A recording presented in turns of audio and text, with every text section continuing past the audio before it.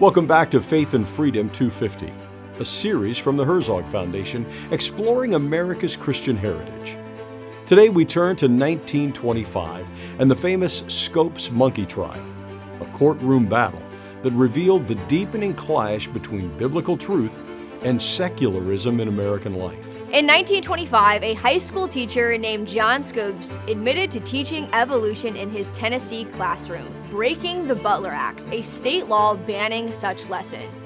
The case became known as the Scopes monkey trial, and it was quickly billed the trial of the century.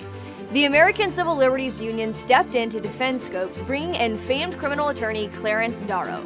Darrow's reputation as a brilliant criminal lawyer was only eclipsed by his outspoken atheism. The prosecuting attorney was equally well-known, Jennings Bryan, a three-time presidential candidate and former Secretary of State under President Woodrow Wilson.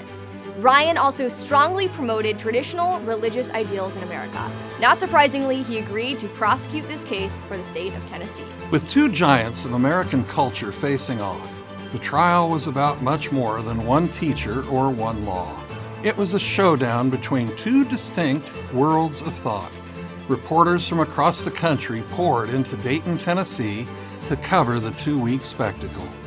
Darrow framed the case broadly, saying, quote, "Scopes is not on trial, civilization is on trial."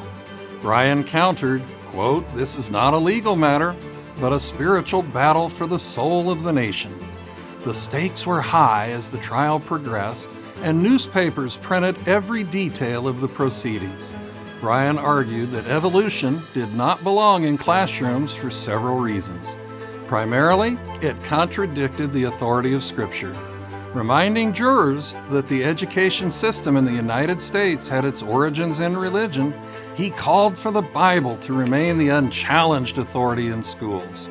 Bryan maintained that evolution directly contradicted the divinely inspired writing of the Scripture, going all the way back to Genesis 1:1.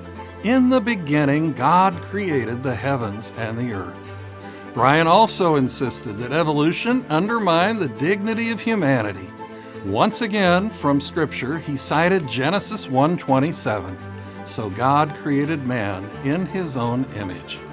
Bryan argued that evolution devalued the sacred nature of mankind's creation.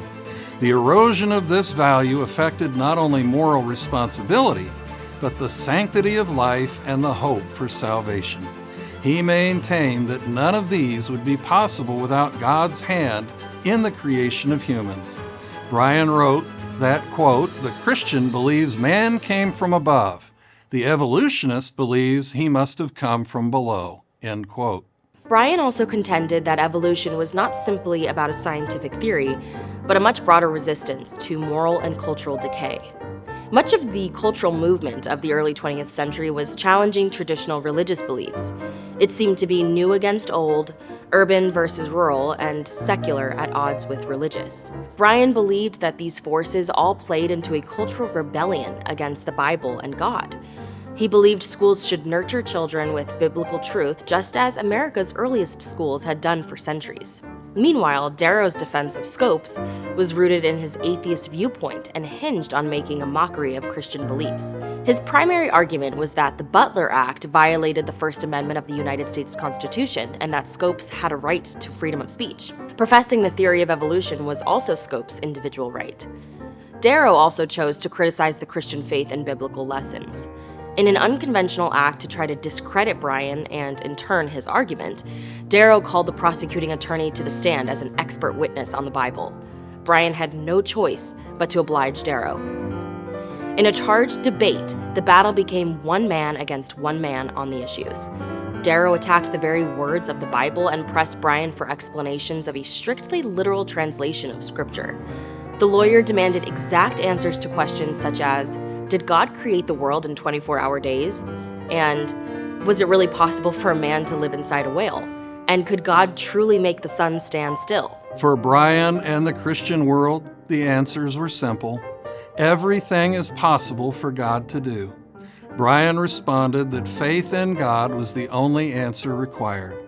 Bryan made clear the priorities of Christian life when he answered one of Darrow's queries, saying, quote, "It is better to know the Rock of Ages than to know the ages of rocks," end quote.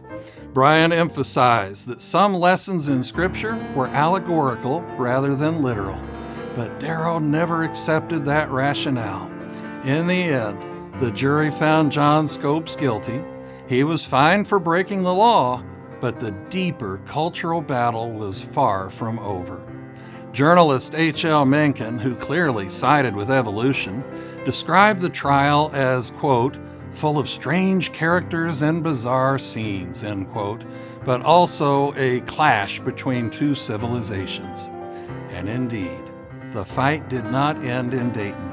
It carried on and continues to this day as Americans wrestle with whether biblical truth has a place in our schools.